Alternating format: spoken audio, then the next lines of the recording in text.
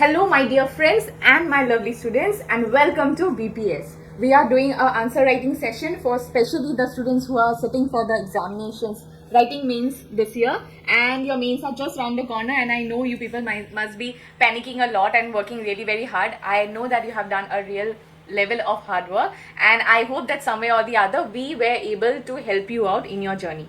We have also begun this answer writing practice because a large number of students couldn't qualify for the mains this year, but they have qualified previously, so they have the foundation for the civil services ready and they can start practicing your mains. So that is why a large number of questions we are providing in our Telegram pages, and also we are doing one question a day so that you some way or the other can find out what were your mistakes when you were writing your mains previously. And for the ones who are preparing for the upcoming civil service examinations, even for them, yes, it looks that it's too early, but then it's never too early to start practicing, because in the end practice makes a person perfect, and I hope that you become the perfect person by practicing really very hard. Okay, so without wasting our time, let me introduce you the question for the day.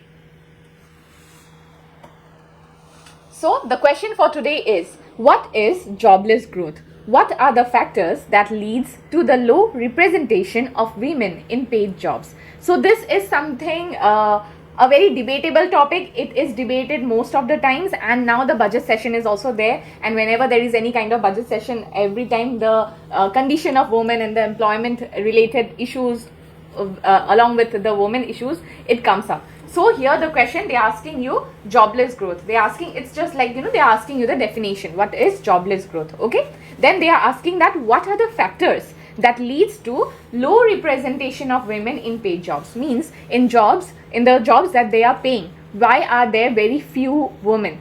Okay, so that is the second part of the question. So I have already divided the question into two sections. Now let's move ahead and find out how we are going to divide it between introduction, main body and conclusion, so that we can write a holistic answer.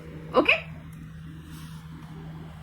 so this is the introduction. I always keep on telling my students, so it is 40, 170 and 40. This is the goal that we keep on setting, and this is within 250 words that you have to write your answer. Why I keep on doing that? Because it is not possible to start your answer without a introduction, and it is not possible to end your answer without a conclusion. So to write a conclusion also, you need to frame all the words, and you need to keep certain limit of words in stock, right? So 40 words I guess is enough. The more you practice, you will be able to culminate your whole answer within 40 words and then write the conclusion. As well as for the introduction, it does not require the main concepts. It requires the introductory points. So for that, 40 words are enough. Maybe in certain cases you might need 45 to 50 words. Then you can obviously come down upon in the main section. And also there are certain cases where the introduction can be shorter than 40 words. So this is completely up to you.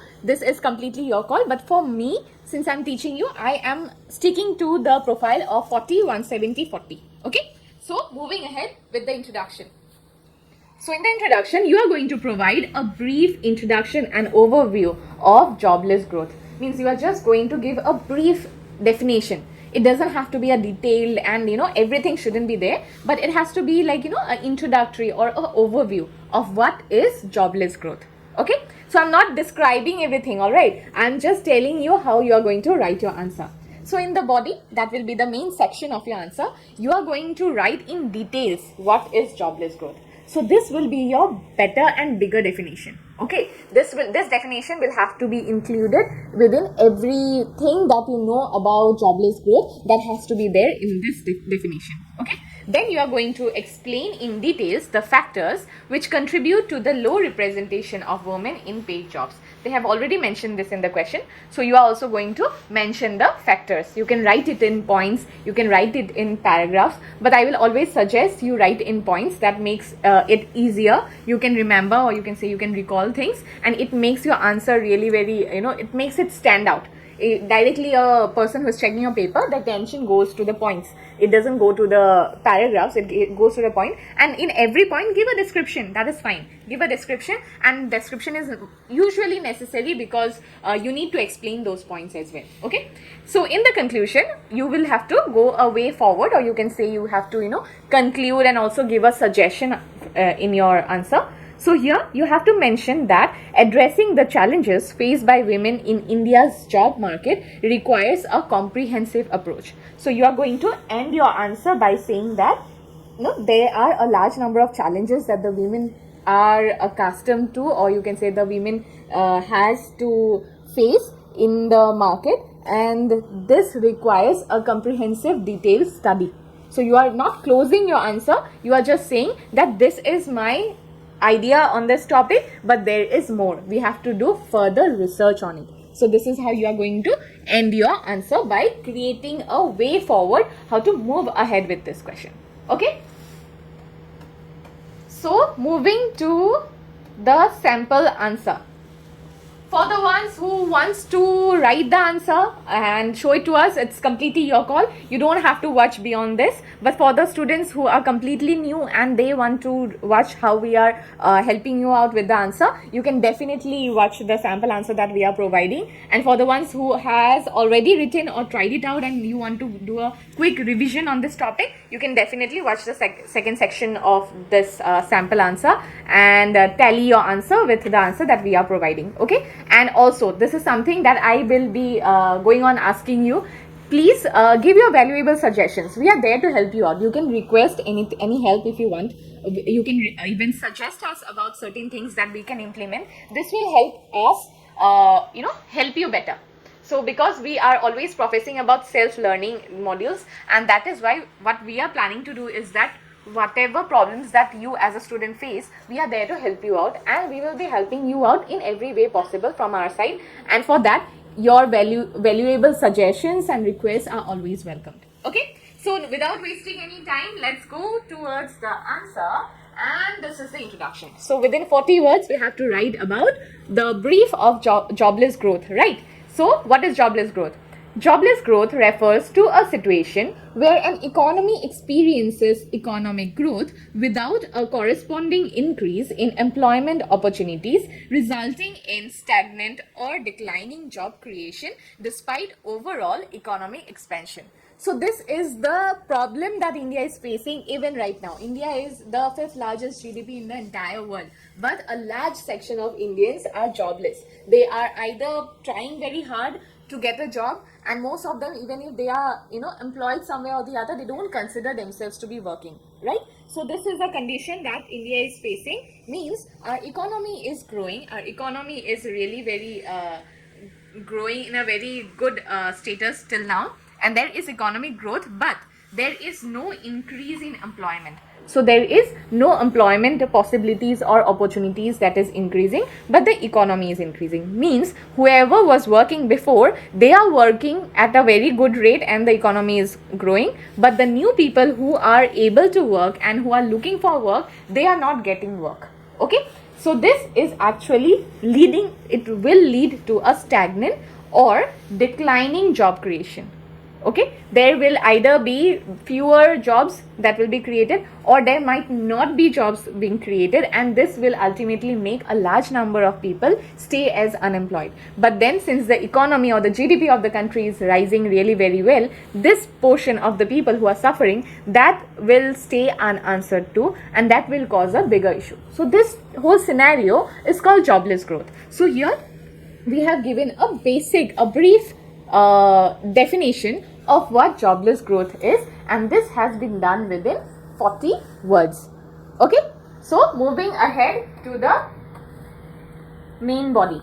So in the main body, again remember, like I have told you, that we need to give a better definition. So the definition here is jobless growth occurs when GDP increases without a significant rise in employment rates. Okay, there is a rise in GDP, okay, but there is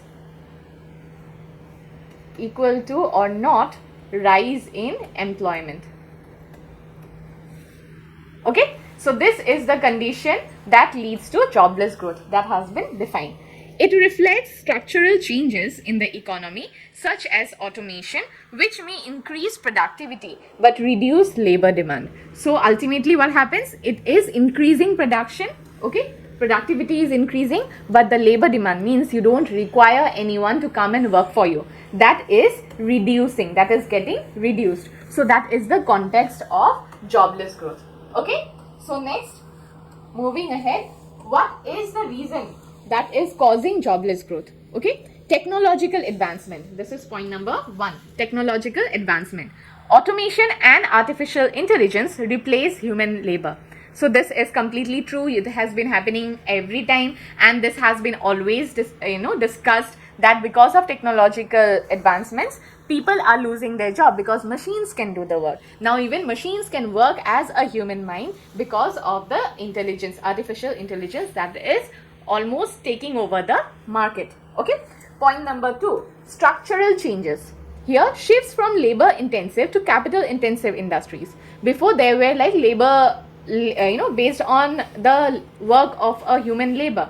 Okay, before the work was like that. Later on it turned into more of a capitalized industry, means you are using, the industries has changed. Before people will go and work somewhere, in an industry, for example. Now people will create another set of industry and will outsource it to some industry. So there is a different kind of job prospect. There you don't need a laborer working. There you will be probably outsourcing things to different parts. And so the structural change in the work module is also creating jobless growth. Okay. Then there is policy environment. This will be point number 3.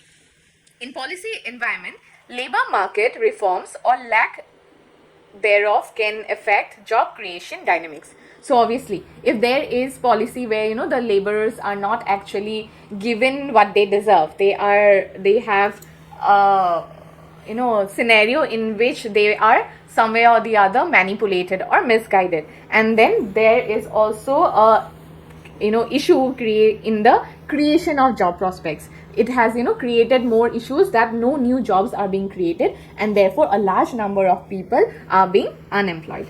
Then there is the problem of globalization. Although globalization has made the world really very small into a village, but also globalization comes with a large number of negative impacts, and one of them is jobless growth. So outsourcing and offshoring impact domestic job markets. So like I have told you, if for example I need to do my work, I would have to hire a person to do half of my work. But then if I outsource it to some other XYZ country, and that person already has that data, all that person is doing is that taking a limited amount of money and then sending me all the data. So instead of me paying a person every month to do half of my work, I can just get it from someone who has already done it, and that too at a one-time payment cost. So it is somewhere or the other cost cutting from my end, but then one person is losing a job. So this is actually creating a problem, and it is leading to jobless growth.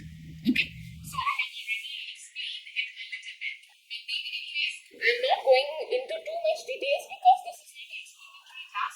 In fact, this is a class where I am telling you what to write in your answer. Okay. So factors contributing to low representation of women in paid jobs. This was the part 2 of the question.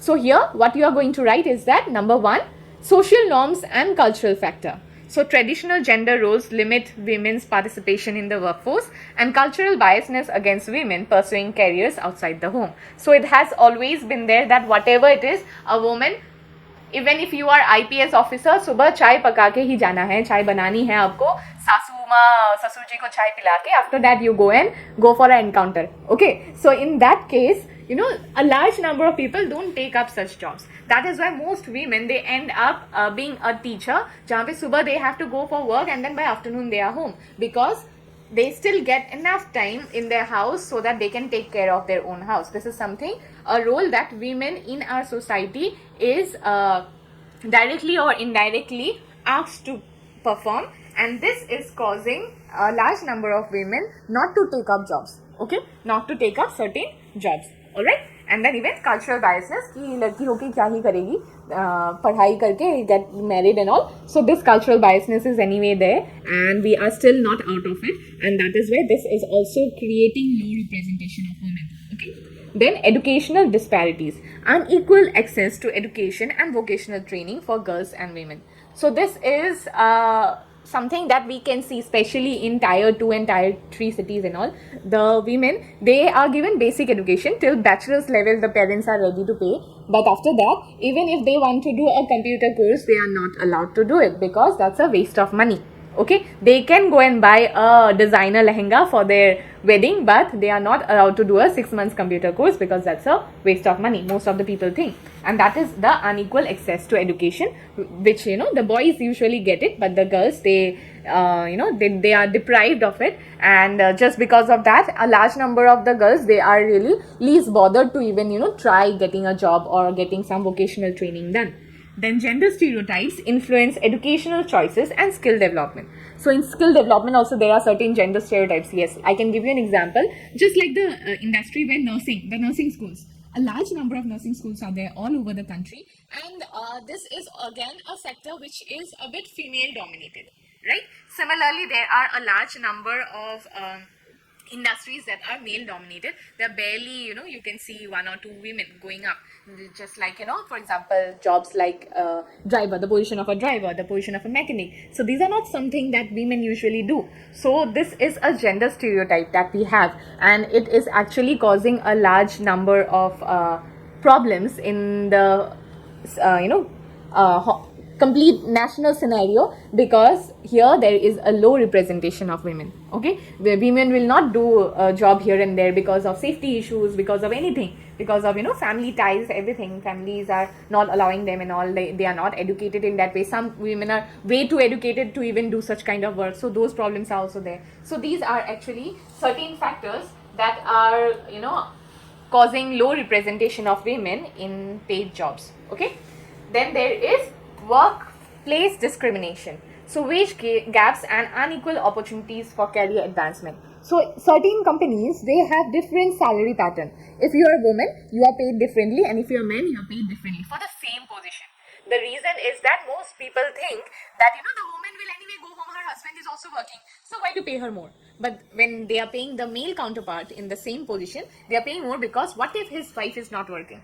So he needs to usko ghar chalana hai, whereas the woman doesn't have to use the money for any kind of family matters. She's going to spend it upon herself. So it's like waste. So most people think that women, they can hire a woman at a very low wage, whereas men are provided with a higher income. Okay, this is something, a discrimination in most of the places that still is there. So there is lack of family friendly policies like maternity leave, childcare facilities. So yes, the government jobs do have a 6-month leave, maternity leave, whereas the private job sector doesn't have it. On top of that, certain jobs are there where the woman has to be in a presentable form. So after pregnancy or something like that, the women, a person's body goes through certain changes, right? Hormonal changes happen, even the physique of the woman changes. So when that happens, there are certain cases where the woman can lose her job because she has gained a lot of weight, or sometimes she has lost a lot of weight. Those things happen because she's not presentable enough. So those are also some work life, you can say workplace discrimination that a woman faces, and that causes a low representation of women in the job sector. Okay, then there is legal and regulatory barriers. So discriminatory laws or lack of enforcement of gender equality laws. So these are there, that is actually creating a discrimination in the gender equality. Then there is limited access of property rights or financial resources that hinder economic independence. So most women, although they are working, they don't have economic independence. They might be getting, let's assume that she has a salary of 40,000 rupees. Okay, let's assume her salary to be 40,000. Now with the 40,000 rupees, she can do a lot of things she wants. Okay, she can do, but she's not allowed to do because she has to seek permission. Even if she has to leave the city, she wants to go for a vacation with her friends, or anything with her colleagues or anything, she has to seek permission from her parents. Okay, she is not having the right to use her money at her own wish. Even if she wants to purchase something, let's assume that she wants to purchase a phone, she cannot directly go and buy it. She usually discusses this with her family first. That is something not you cannot go and blame the girl that why is she going and talking, who is even asking, the brother is not asking, the father is not asking. But no, she is brought up in that way that she cannot make decisions like that. She is brought up in that way there where she feels her decision can be wrong and someone else has to take decision on her behalf, and that is actually causing a barrier in the economic development of women. Okay, so these are background. There are lots of things, I'm not going in details, I'm just telling you. So the legal and regulatory barriers are also here. And then